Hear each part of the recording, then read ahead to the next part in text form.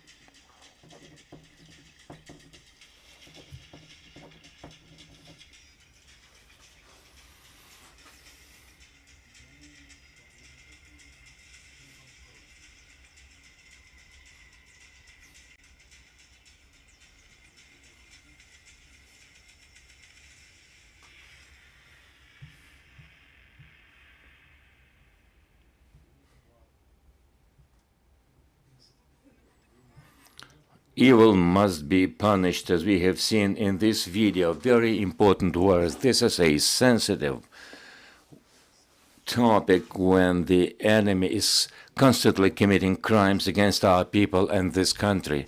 Today's memorandum is one of the steps towards justice, justice at the national level and hopefully at the international level.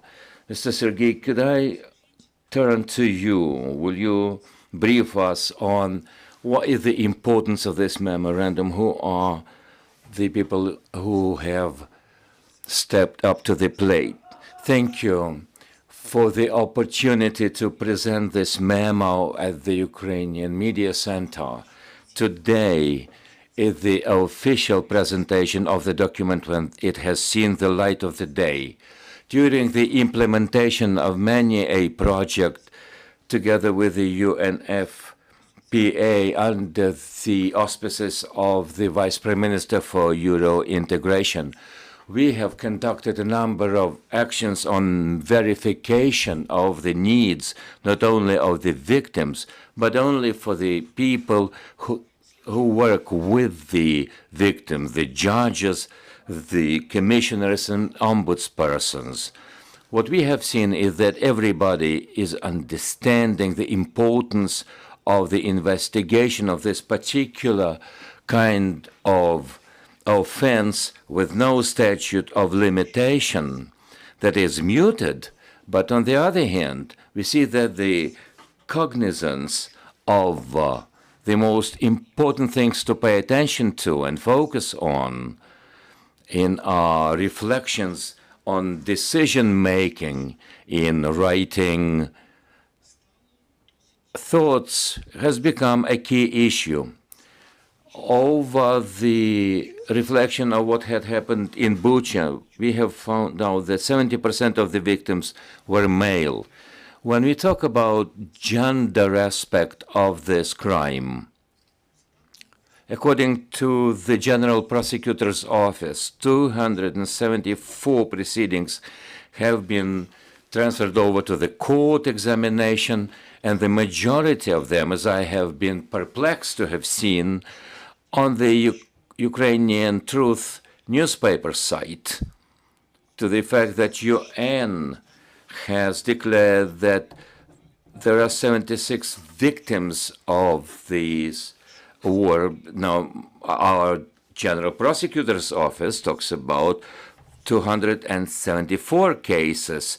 Different organizations, including the government of Ukraine, have published other statistics. This disparity makes me wonder, why is it so?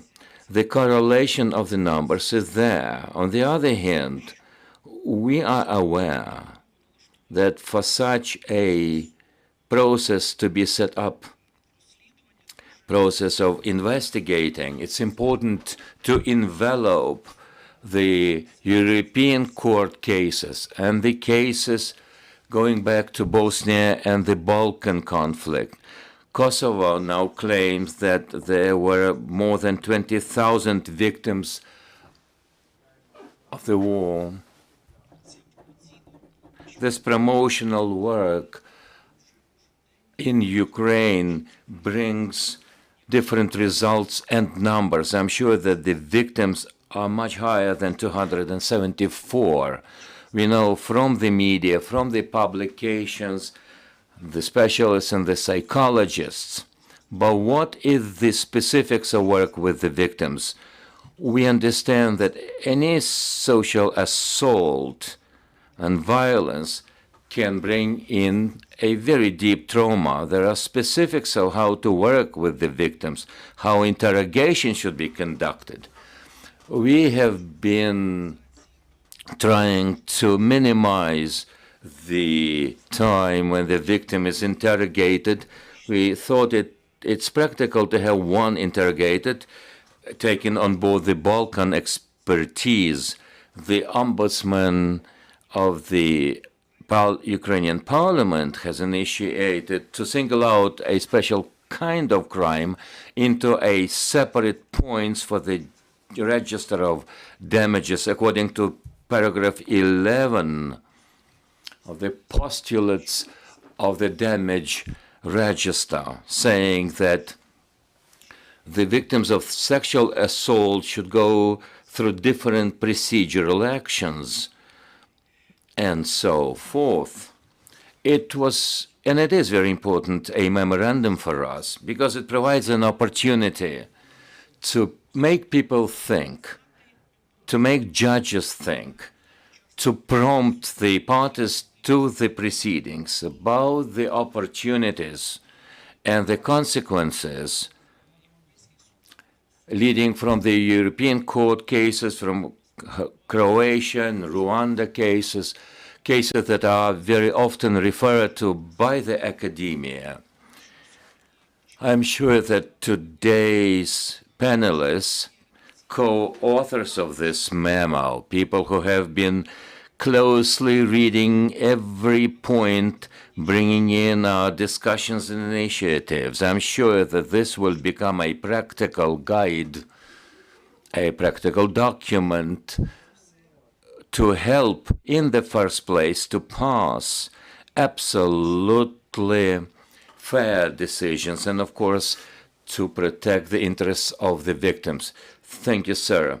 I would like to ask you about the practical role of this memo. I would like Svetlana Yakovleva to join us.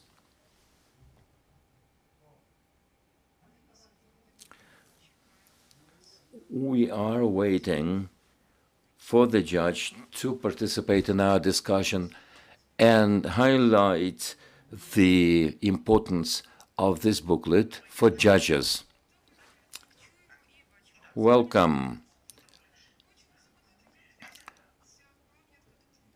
I was asking how this memorandum is going to help judges and investigators in investigating such cases. Why was it important to come up with such a memo?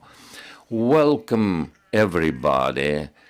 And participating in the discussion, I would like to underline that this memo has quite an importance and will be useful for judges in practical dimension in the first place. As the result of the armed aggression against Ukraine, this country and the justice system included faces a number of challenges, including the investigation and examination of a new category of offenses, military crimes. As far as the sexual violence is concerned during the war, the number is not that high that is being investigated, but it's part of the military war crimes. The qualification of the perpetrators of this particular category, their importance is very difficult to overestimate, to investigate and to bring the perpetrators to justice. It is very important, I will repeat, such a category of investigation and examination and gathering of evidence has a number of specifics. The judges, as the law enforcement in general, that deal with investigating such facts, they should not only follow the national legislation, but international standards in this realm.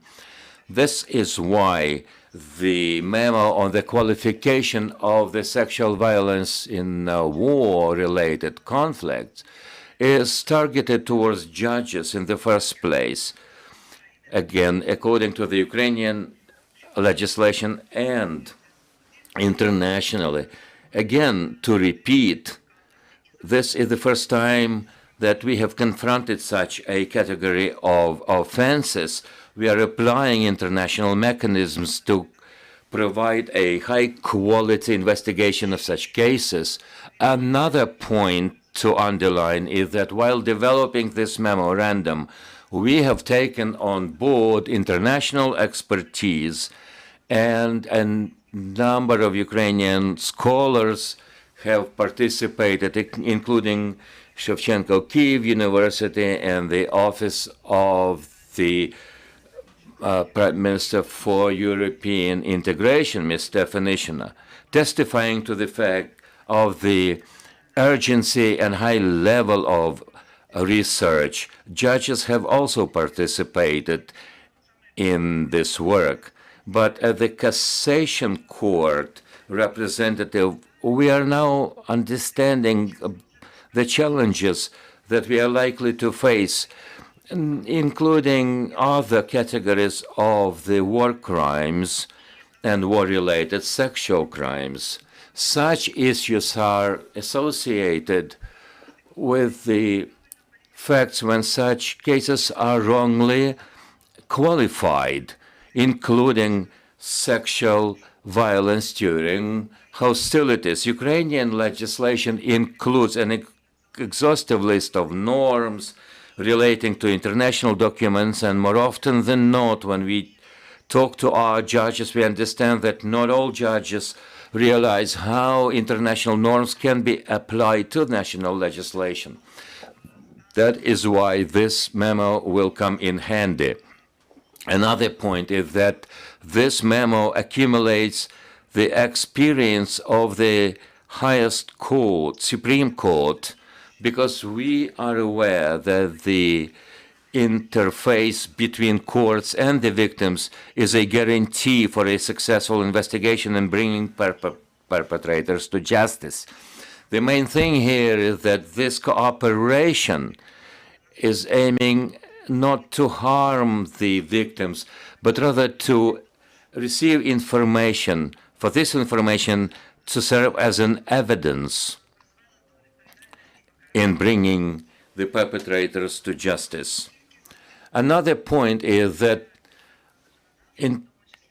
judges of the Supreme Court are investigating and learning from the international experience, and one of the visits of our visit toward the International Criminal Court, they discussed this issue of sexual violence with the judges over there to learn more about the experience of international community to bring that experience to Ukraine. This memo accumulates all this experience. It'll be useful for the representatives of the law enforcement officers, for the judges in the pre-trial investigation and at the examination of the cases at courts, of the cases that relate to war and hostilities. Today, the Ukrainian public and international community is very much interested in investigating sexual violence related to war. As the branch of judges, we understand that investigating and bringing to justice perpetrators will be the burden of the national system. That's why the courts will have to follow highest possible standards for the whole world to understand that the Ukrainian decisions are lawful, legal, and fair. This booklet will not replace codes or Ukrainian legislation, but this will be a booklet that will be used by the judges to pass judgments on these complex cases, for them to work in an efficient manner, in timely manner, and in a fairness for the perpetrators. Many parties have participated, including the Ombudsman Office. I would like to ask Mr. Osipov to highlight the role of the Commissioner for Human Rights, and in general, what's the role of your office in combating war-related sexual assaults and offenses. To begin with, I would like to say that the office has been actively participating and is welcoming this memo. Again, welcome everybody. I would like to thank the NGO UA experts for their interested and active position on combating and investigating crimes of this nature in Ukraine. I think there are a couple of things to be talked about. Decade of war since 2014, and then since the full-scale war, the scale of crimes has grown. The crime that we talk about today is only part of the bigger picture. Violence in general, as we know, doesn't know the categories of sex and age, because what Russian soldiers have committed here is appalling and egregious. I would like to echo what I have heard, is that more than 270 cases of sexual assault has been registered. Apart from all the efforts, this crime is enveloped in an atmosphere when victims are not willing to talk openly about their experiences. It is worth mentioning that after the deoccupation of the liberated territories, what we see is everywhere where there were Russian boots, we register such crimes. Russian Federation is weaponizing sexual assault as an instrument of dehumanizing and humiliating the Ukrainian people. I would say that this memo is a marker of the work and consolidation of effort of the NGO and the government in order to bring to justice those who have committed crimes, either today or later.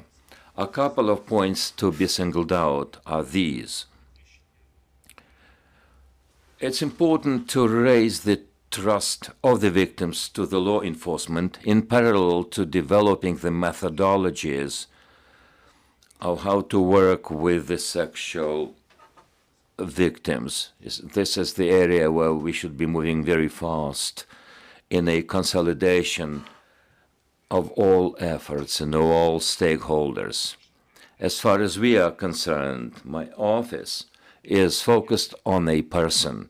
We want to promote the work on recording the war crimes, collecting evidence for them to be used by the international bodies, and bringing the highest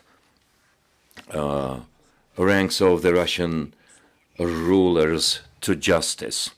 My office is an intermediary between the bodies of law enforcement and those who make records of these war crimes. We are now creating a basis of evidence for the future international court. Those who are to be brought to justice shall be brought to justice. We have heard today that this is a new kind of crime, but this is something that is widespread throughout Ukraine. It is important to teach judges how to work with the victims of such a type of crime. Tamara, I would like to turn to you how judges will use this booklet in their education and training. Thank you for the invitation. This is the second time that I participate in such a discussion. With me are Tatiana Fuley from my School of Judges. She is a member of the Intergovernmental Group on Implementation of the UN Program for Women, Peace and Security, a person who will participate in the discussion. The National School of Judges did not immediately participate in this booklet, but as we have heard from the head of the Cassation Court, they think it's worthwhile doing. We have also regional first instance judges here, people who receive cases and are engaged in examination. These are the people that will pass on the decisions and will refer them to the international courts. The experts say that, unfortunately, our judges have to form this base for the International Criminal Court that will bring in suits against perpetrators of this war aggression and those who have perpetrated war crimes. To be sure, the arms conflict is raging for 10 years now, and according to the curriculum of the National Court of Justice, all these topics, including international offenses with the sexual assault, are part and parcel of the curriculum. In 2022, we can say that the direction of the education has changed. If you look at our curricula, we have an official site of the National School of Judges. The major effort is targeted towards training judges, focusing on the war crimes with the support of the La Strada NGO, and Tatiana is the author of the training program on the cases on sexual assault that is related to arms conflict. Let me read out a curriculum that has been developed in 2022. We have conducted trainers for trainers, meaning that we have covered all the regions of Ukraine, and they're part of the training process. Due to the projects from the Council of Europe, Judges for All by the USA, Justice, program. In 2023, we conducted about 100 events, including webinars, training, roundtable discussions devoted to the topic of war crimes, and a training on sexual assault include different aspects of international regulation, qualification of the sexual crimes according to the Ukrainian legislation, and the specifics of developing court decisions. This topic has generated a lot of discussion. It must be worked upon to come up with a single approach. We have also devoted a number of the curriculum to the interrogation procedure according to the Ukrainian Criminal Code and the psychological work with the victims and the way to make up for their traumas. Again, as for the development and teaching of this training, it includes a lot of psychologists who work with us at the National School of Justice. This is just a nutshell of what I could say. If judges are willing to, they will participate in the discussion. Of course, Tatiana and Yulia, as our teachers and the developers of this curriculum. Thank you. We have talked a lot about the importance of this memo. Let us go right to the memo itself. Angela, could you tell us about its structure, the chapters, and what's the importance of it? First of all, I would like to thank the organizers for the invitation. I welcome the judges present here in the audience. As you have mentioned, you are right that Ukrainian judges will be those who will form the basis for this particular procedure. The memo does not aim at teaching Ukrainian judges how to write a court decision. We know how to do that better than anyone in the world. The experience is there. The aim is not to say how to do it.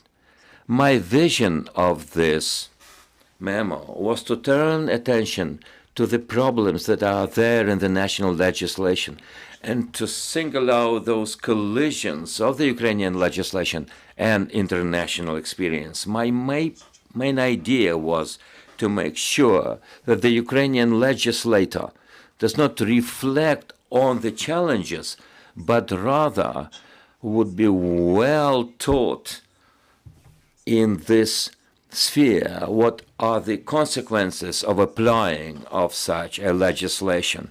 We see reflection of the Ukrainian judging community in the how we judge on the collaboration cases. It means that the quality of our legislation leaves much to be desired. That's the first point. The second point, my wish is that national legislation, the Ukrainian legislation, had a higher quality responding to the level of the highest international criteria. I have looked very closely at the book for the table book for the Ukrainian judges developed by the School of Judges. It analyzes and puts forward materials relating to the court decisions of the international bodies, the international norms and procedures, conventional points. Everything is there. It has a encyclopedic nature. But again, this is the reflection of what is still there. I would like to go back where I proceeded from the video that we had seen. There was a word impunity of evil. Sexual assault, let me tell you, that is related to conflict. And we see this in the decisions of the international bodies, including Rwanda. It mentioned that sexual crime is part of the genocidal actions. Going back to the issue of genocide, Article 442 of the Criminal Code of Ukraine does not necessarily correspond to the definition of genocide in the Rome statutes. That's the first point. What I fail to see is the legal initiatives on this issue, although we have been constantly talking about genocide. I am leaving behind the issue of impunity of evil. Every one of us, we understand that better than anyone else. Genocide didn't start with the Russian aggression in 2014 or full-scale invasion of 22. We know the years of 1937, 1938. That's the matter of genocide. The thing is, this evil enjoys impunity, and impunity of evil will cause another evil. What is most dangerous here is that impunity of evil makes the perpetrators of such an evil act. They will understand that they can go on. This is a complex issue.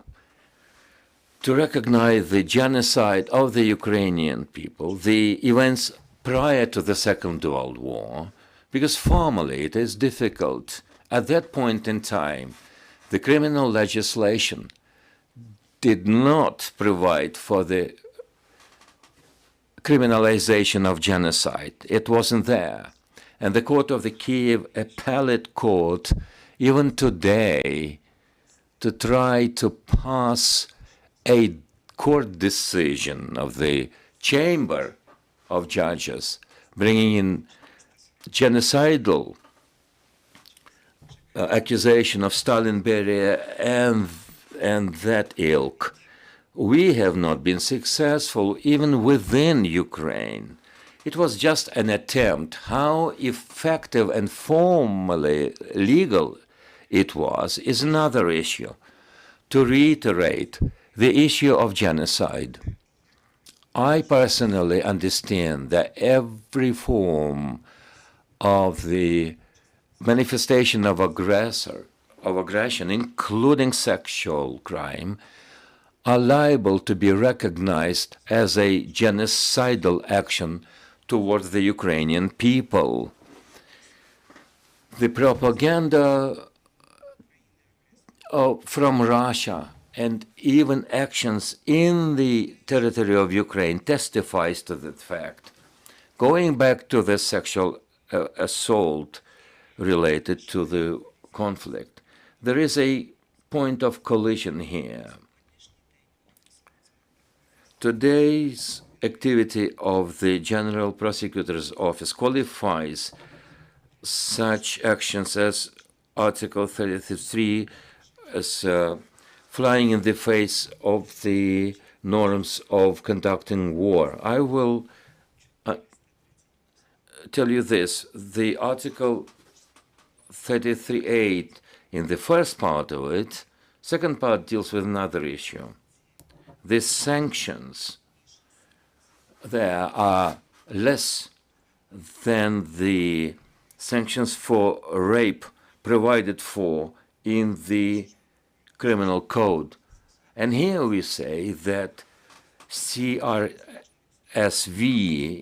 irrespective of age or sex, according to the rules of qualification, the theoretical issues and scientific issues, qualification should be that it is a more grave assault. You see, the rape of the juvenile is a grave crime with a statute of limitation of 15 years, according to the Ukrainian legislation. At the same time, according to the Article 438, the statute of limitation is employed. I'm only drawing your attention to this, because when we talk about the qualification, about the fact that judges should be mindful of that. Let me give you an example. In Balkan War, the victims of the sexual crimes, even as of today, how many years have passed, are courageous enough to report those cases, and it should be assessed and evaluated after that many years. When we are guided by the Ukrainian legislation solely, it'll be a complex issue to defend a victim. Can we go back to the memo? How it'll be a game changer. It'll draw attention to the complex issues. It will be able to help the law enforcement and the judges, whatever the qualification might be applied, but they will have to turn a close eye to such points. And I think it has a practical issue. I see people from National Police here. He's constantly participating in our discussions. Very unfortunately, I even don't know what the fine wording is. National Police is tasked to investigate crimes going 438, and Article of 216 has not been changed. When we read Article 216, it says different things. I understand that the security service of Ukraine is dealing with more serious cases, but it has to do with the health and dignity of the Ukrainian people, and their health and dignity and life is the highest value of the Ukrainian system. I think police must be engaged in investigating such actions. But you see, the jurisdiction is elsewhere, I think, and it should be rectified. I'm only drawing your attention to this fact. Judges should be mindful of that. At the national system, within it, we sometimes ignore the rules of jurisdiction.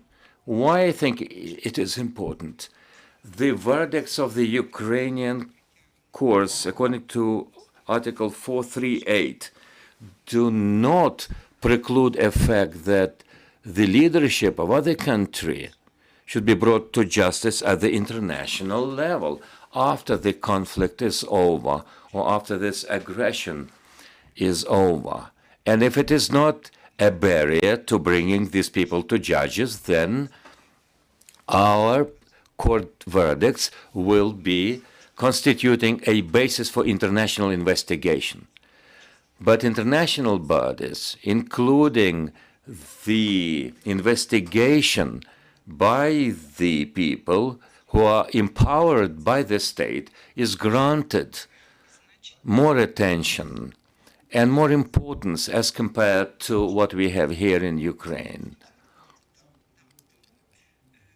That is why the main point of this memo is not to teach how to investigate cases. We have very highly qualified judges and prosecutors, not to teach how to write court decisions. We can teach other countries. The point is to draw attention to the problem issues. Those who are dealing with this, and especially the legislation that must be changed to come up with a decision on this challenge. This is what we have, and this is what our vision is. Now that Ukraine will ratify their own statutes, And this issue hangs in the balance. This is one of the points that would bring us closer to the European legislation. I will be ready to answer your question. Before I ask the next question, I would like our next panelist to come online. We have mentioned the issue of adaptation of Ukrainian legislation towards that of Europe. Evgenia, could you tell us, from the vantage point of the Vice Prime Minister for the European integration, what's the role of this booklet on CRSV? We can't hear you, unfortunately. You're not unmuted.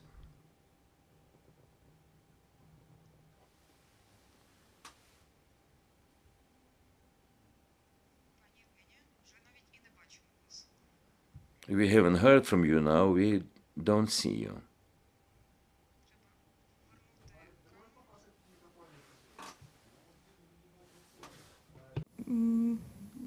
З вашого боку, швидше за все, проблемка.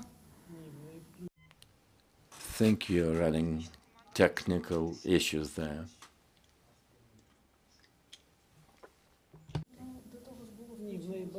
Так, я не могла включити себе. Це треба.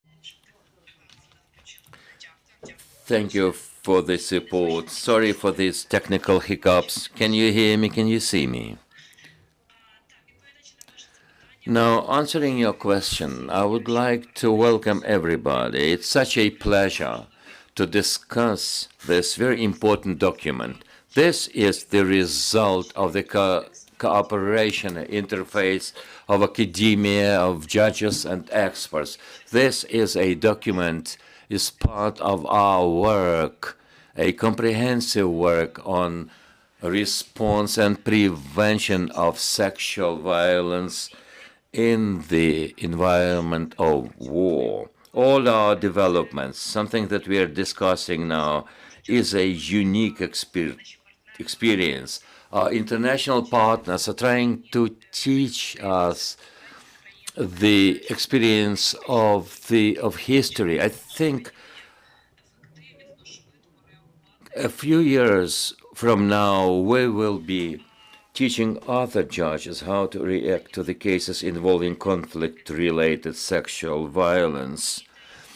This document was not called upon to teach judges how to write verdict, of course, but rather to come in handy with an instrument for a more professional and, shall I say, more comprehensive and deep legal norm of how to describe these norms in different documents. Since the beginning of the full-scale war and going back to 2014 and full-scale invasion of 2022, Ukraine and Ukrainian public are suffering from these crimes. And sexual violence is part of the elements that is not used elsewhere. It's a weaponization and a special instrument of the Russian aggression against Ukraine. Quite recently, a special representative of the United Nations singled out in her report a situation in Ukraine that this is a pattern of war. It's a targeted strategy of the Russian military in their relation to the Ukrainian civilian population and beyond. That's why the judges will appreciate, the prosecutors will appreciate, and the investigators will like this booklet because they know the norms of the international law. We want them to come to best possible results and to come up with new norms and provisions. When we develop new provisions, new systems, we can effectively react to these crimes. The priority of these issues for Ukraine is not a matter of protecting the rights of the victims, but it is also important in terms of responsibility to make sure that any criminal everywhere in the world will be prosecuted and will be brought to justice. The gender-related crimes will not be muted, they will not be stigmatized, because when victims know that there is a perfect legislation and the system of investigation, people will share their sufferings. This is an instrument for fighting for justice and for the rights of the victims, for their rights to be reinstituted and the rule of law to reign and to triumph and to be respected in Ukraine as well as in the world. I would like to thank all the authors, my colleagues, who will continue this important work on improving the judicial branch of power to make sure that legislatively and judicially the situation is improved. Thank you. At this point, I think it makes sense to feed questions from the floor, from the journalists, from the viewers. If you have comments or questions, you are most welcome to participate. Grab that microphone and you will participate in our discussion. Tatiana Pasova from Ukrinform. My question is this. You have mentioned the number of 274 cases related to the conflict-related sexual violence. It is obvious that this is not a full list. What is the reason that the number of victims, those who turn to the law enforcement, why people are not willing to share their experience? I personally will say this. We use the cases that we receive from the General Prosecutor's Office. However, as far as the verification of our NGO, we have referred a number of cases after which they were entered into the register by the General Prosecutor's Office. And we provided the interviews of the victims, of the investigators and doctors who have witnessed on the facts that they have seen as witnesses.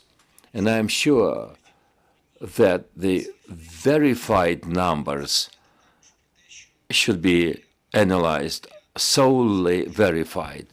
Don't remember the facts that are muted, and they will see the light of the day at some point in time, because this is the right of a victim not to share information. People are legitimately right in being not willing to share, but I'm sure that the number of cases will grow constantly. But the numbers that we have available, of course, it's more than 274 cases, let alone the facts that there are children that have been born as the result of the war-related sexual violence. There is such a term, unseen generation, meaning children born as a result of the conflict-related sexual violence. Now we are facing a situation when parents of these children and those people think about social protection of these children, including the guardians, their parents. The national services, together with international NGOs, announced that they have a budget for 400 persons, and there will be payments delivered to the victims, although I don't know how personal data will be protected during these payments, who will be first in the line to receive such finances, but that's another issue. To conclude, I will say that 274, according to our data, is much lower than the number of cases in reality is. Let me tell you that not only conflict-related sexual violence, but any sexual violence during peacetime is a category of the latent criminal actions. In the first place, it's there not because there is a lack of methodology or the lack of willingness to investigate. It has to do with the unwillingness of victims to share the information on different bases. Sometimes they are ashamed, sometimes they blame themselves. Sometimes the public awareness isn't there, and the culture in general is not inducive to sharing such information. Society in general is not ready to divulge such negative information. That's why the number is that few.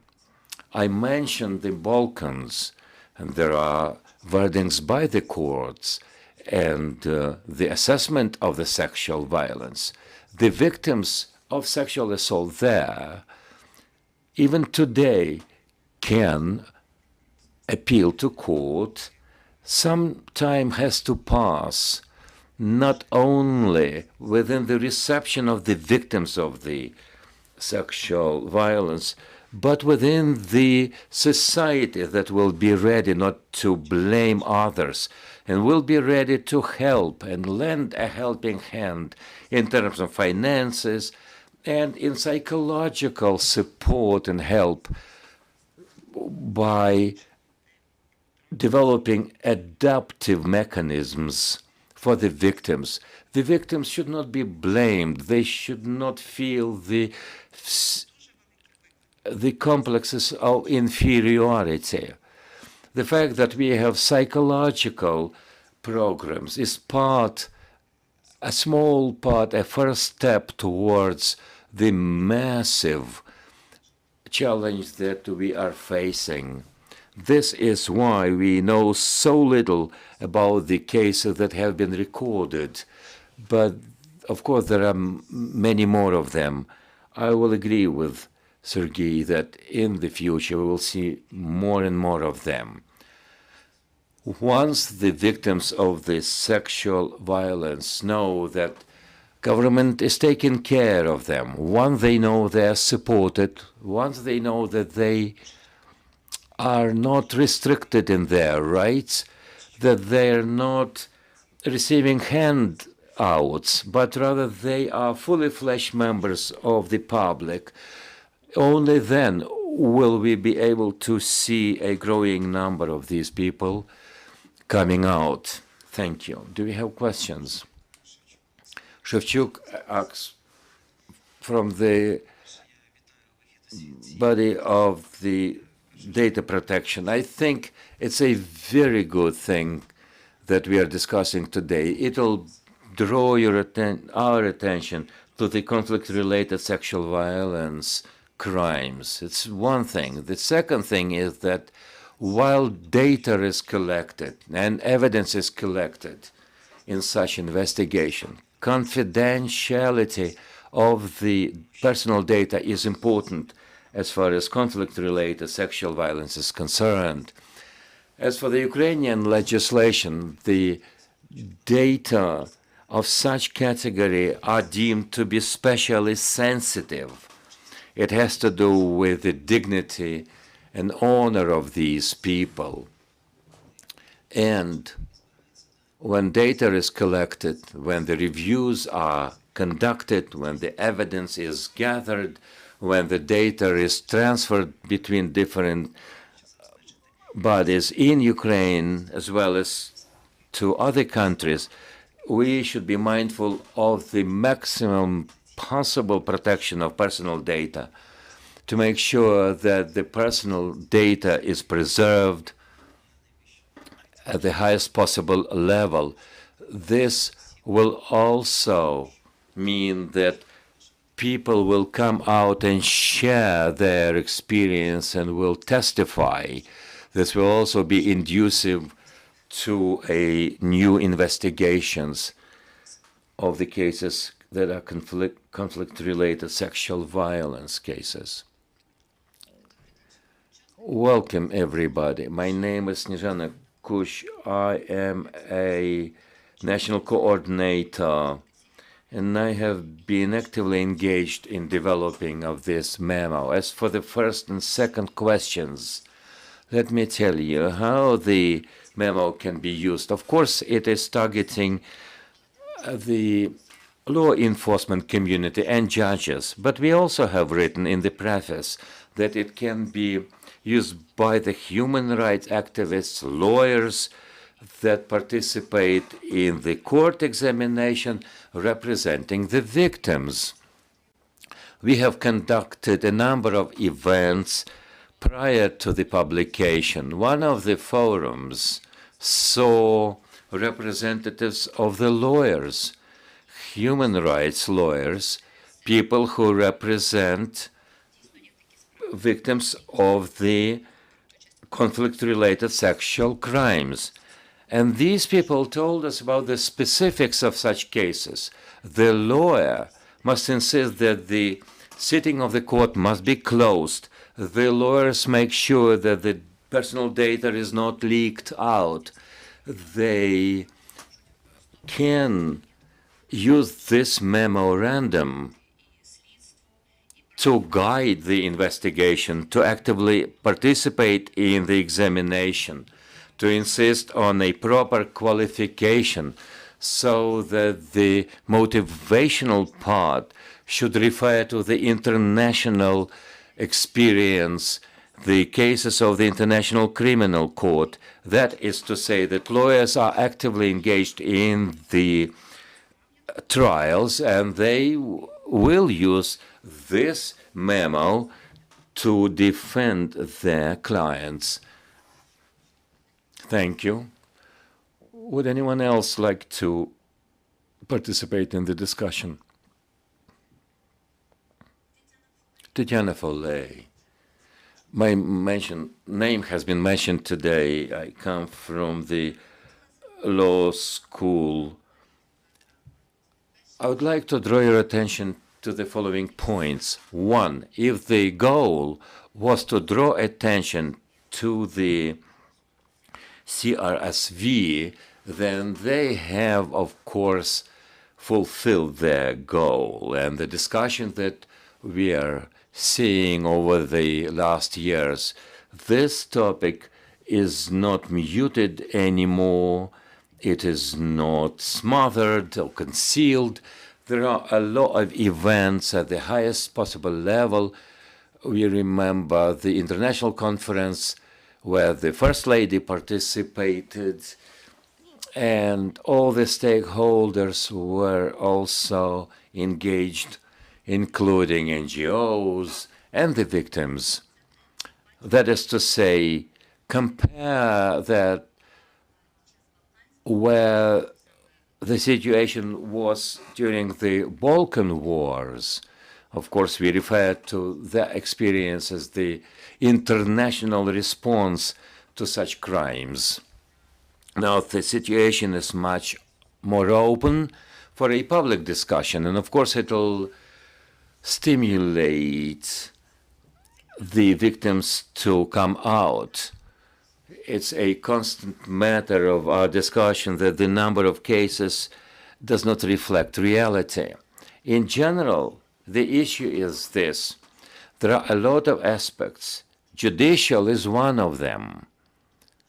That is to say, we have mentioned that rehabilitation, psychological help, and compensations, it's not a matter of judicial nature. The presentation started off with a message that evil must not be immune and should not enjoy impunity. When we talk about the punishment of the perpetrators, it is a point to remember that a court suit is only the peak of the iceberg, the tip of the iceberg. And of course, it goes without saying that international and national instruments is something we should know about. But I don't see a point in discussing the legislation. This is the legislation we have. Of course, we would like the legislation to be not reactive but proactive. But the legal regulation that we have, not only in criminal jurisdiction, is something that we have. Sometimes, of course, legislation lags behind the challenges, but the criminal justice is this. The court is the body that solves a dispute in civil sense of the word, and it appoints the penalty and the punishment according to the criminal code that is being investigated. The standard of proof is beyond reasonable doubt, but we should also be mindful of the qualification. People and judges here will tell you that qualification is very important because penalty will be defined by the qualification. This is what the court works with. These are the materials that the court will receive. In this aspect, the role of lawyers defending the victims and defending the persons that are respondents is very important. Only because if a prosecutor has proof and prove them to be beyond reasonable doubt, then it'll define the quality of the court decision. It's very important that this memo includes international instruments, international court's decisions, and the European Court of Justice of Human Rights. Of course, they have been sorted out in a very strange manner. But I would like to draw your attention to a specific case when we talk about qualification and proof. It's a case MS against Bulgaria. It is already in history. It goes back to 2003, but the precedent is very important. It has been translated into Ukrainian by Yuri Zaitsev and his practice of European law. The full text is available in the Ukrainian tongue. Why is it an interesting case? It's not because it analyzes the available international practice, available then, of course, on the international standards of investigation and proof. It also lists a decision on the international tribunals as part of the international practice to be compared with very important concepts. And of course, it had to do with the conflict-related sexual violence, including a minor. This is very important and will be useful for both parties of the court's decisions. Do we have comments or questions? In case you have, there is a time for you to voice them. Otherwise, Sergei, to conclude, can I turn to you? Who will be the recipients of this memo? In a couple of words, how would you draw conclusion under today's discussion? Colleagues, it is a principal matter for us to talk about this memo through the media.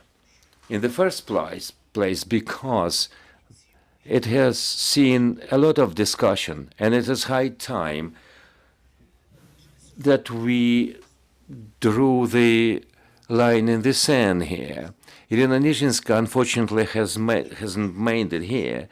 She worked in Bosnia-Herzegovina on the part of the United Nations. And before this presentation, I talked to her about the importance of this memo, and the previous speaker also mentioned that, how important the Balkan expertise can be until and unless Ukraine continues to exchange the prisoners of war who are suspects of rapes, and it has been proved, we will be in a gridlock, and it'll disrupt cases. Keeping the evidence is a key point here, and it was a key point in the Balkan region when conflict-related sexual violence is concerned. This is what we should not leave behind in terms of law enforcement. This is the first point. Second important point is to draw attention to this kind of crime, not only through some events, but rather sharing the information on how you can be protected, the list of the documents related, those people, and I thank them, who have verified international jurisdiction. It's not a list of references. They have selected the European directives and specific courts that empowered us not only before the trial, during the trial, or at the trial to refer it to, but to come to the bottom of the logic of some decisions passed, including Rwanda, Bosnia, and Kosovo. We have been actively engaged in work with the Kosovo Rehabilitation Center, and they talk about 20,000 victims. They also have their expertise and running risks as far as preservation of evidence is concerned. Is to conclude, on the 19th of June, we will mark, I would say, the community will focus on the International Day to combat conflict-related sexual crimes. We will run a number of events, media events included. You see this flower, which in Russian, in English, is rapeseed, and it is not a coincidence. We have selected this particular flower to show the solidarity of the international community. We want, with this rapeseed, to serve as the reminder that Ukraine is leading the way in working the methodology on fighting the conflict-related sexual crimes. Don't be indifferent. Thank you. We have been talking about the memorandum for the law enforcement and judgment for effectively investigate conflict-related sexual assaults. Ukrainian Media Center will continue our work tomorrow. Keep track of our work. Glory to Ukraine.